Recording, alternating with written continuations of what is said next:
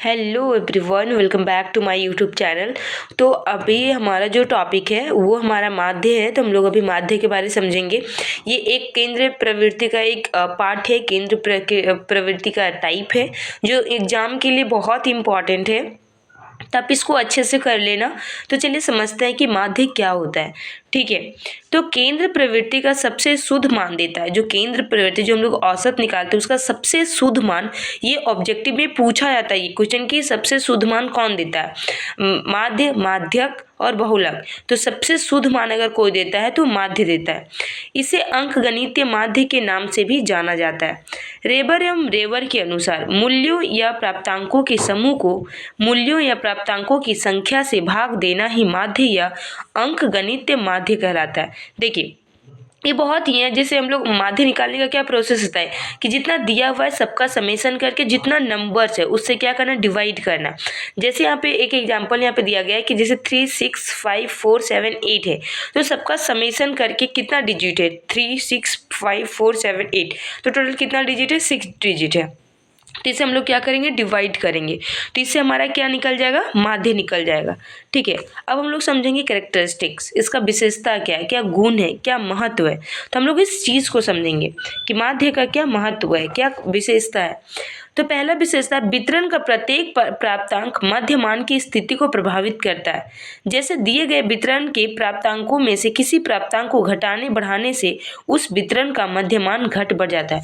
अब बिल्कुल सही है, अगर यहाँ पे आप देखिए एग्जाम्पल जो यहाँ पे दिया गया है कि 3, 6, 5, 4, 7, 8, जो यहाँ पे एग्जाम्पल दिया गया है, अगर आप इस 8 को आप अगर 7 कर देते हो तो माध्यमान में क्या होगा, डिफरेंस आएगा, घट जाएगा।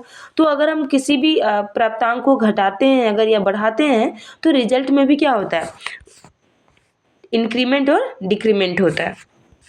सेकंड पॉइंट है, मध्यमान दिए हुए वितरण का संतुलन बिंदु या केंद्र बिंदु होता है। इसके ऊपर के प्राप्तांकों को धनात्मक विचलन तथा नीचे के प्राप्तांकों को ऋणात्मक विचलन कहते हैं। दिए हुए वितरण के छोरों पर मतलब दोनों साइड में स्थित प्राप्तांक मध्यमान को सर्वाधिक प्रभावित करते हैं।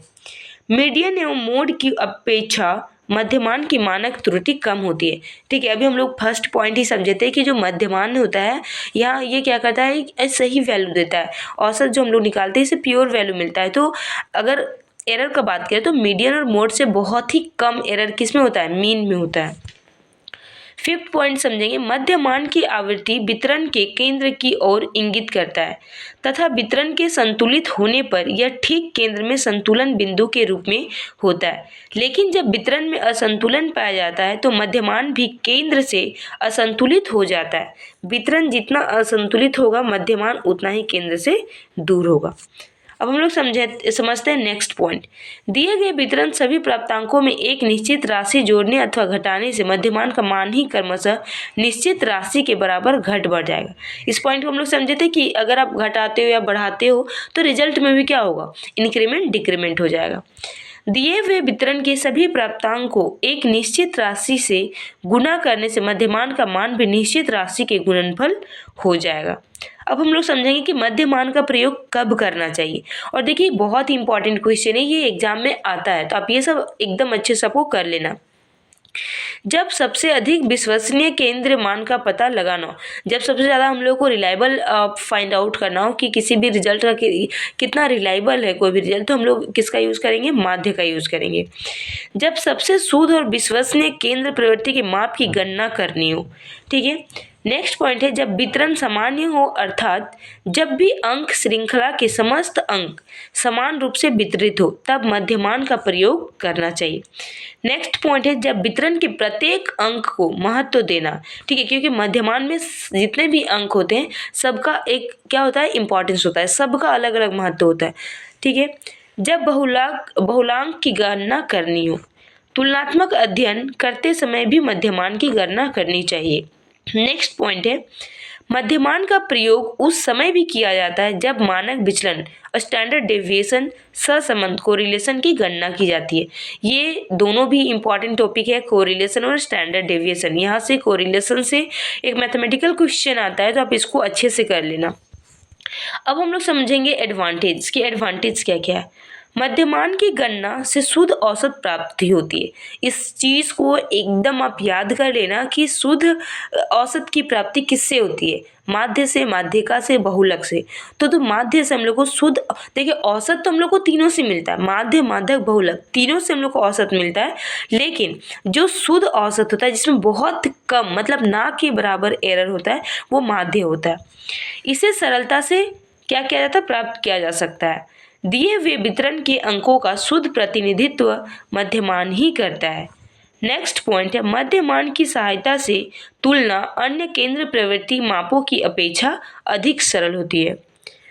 अनेक सांख्यिकीय गणनाओं जैसे स्टैंडर्ड डेविएशन, मीडियन, कोरिलेशन, गुणांक करने भी मध्यमान की आवश्यकता होती है। नेक्स्ट पॉइंट है, जब केंद्र प्रवृत्ति के मानों का सर्वाधिक विश्वसनीय मान होता है। अब हम लोग समझेंगे डिमेरिट्स के डिमेरिट्स क्या है। जब दिया हुआ अंक वितरण अपूर्ण या मुक्त छोरों वाला हो तब मध्यमान का प्रयोग नहीं किया जा सकता है। जब अंक वितरण असामान्य हो तब ऐसी अवस्था में भी केंद्र प्रवृत्ति ज्ञात करने में मध्यमान का प्रयोग नहीं करते, इसमें मीडियन का प्रयोग होता है। ठीक है, जब केंद्र प्रवृत्ति का मान शीघ्रता से ज्ञात करनी हो तब मध्यमान का प्रयोग नहीं होता है। मध्याह्न का निर्धारण न तो ग्राफिक विधि द्वारा किया जाता है और न ही निरीक्षण द्वारा। आंकड़ों का सही जानकारी न होने पर मध्यमान से गलत निष्कर्ष निकाला जा सकता है। जैसे दो छात्रों में से पहले ने 3 क्रमित परीक्षाओं में क्रमशः जैसे आपने 100, 200 और 300 ये किया, लेकिन दूसरा में 300, 200 और 100 प्राप्त किया है। तो यहाँ पे देखिए मध्यमान के आधार पर दोनों का मध्यमान क्या है, बराबर है। फर्स्ट में भी वही आंसर आया और सेकंड में भी वही है। यहाँ पहले छात्र की लगातार उन्नति हुई है जबकि दूसरे छात्र की अउन्नति हुई है। समझे, मध्यमान के द्वारा उन गुणात्मक विशेषताओं का जिनका मात्रात्मक मापन नहीं किया जा सकता है, जैसे परोपकारिता, ईमानदारी, समाज सेवा, ईर्ष्या, बुद्धि इत्यादि, ऐसा मापन मध्यमान द्वारा नहीं माध्यिका द्वारा होता है। जैसे समाज सेवा, ठीक, कितना समाज सेवा, क्या कितना ईर्ष्या है, तो ये सब क्या होता है कि ये सब माध्य से हम लोग क्या करते हैं, नहीं फाइंड आउट कर सकते। तो ये सब के लिए जो हम लोग करते हैं माध्यिका से करते हैं। ठीक है, तो ये था माध्य का। अब हम लोग नेक्स्ट लेक्चर में हम लोग माध्यिका को समझने वाले हैं। तब तक अगर आप चैनल को सब्सक्राइब नहीं किए हो तो आप चैनल को सब्सक्राइब कर लो, लाइक कर लो, शेयर कर लो। Thank you.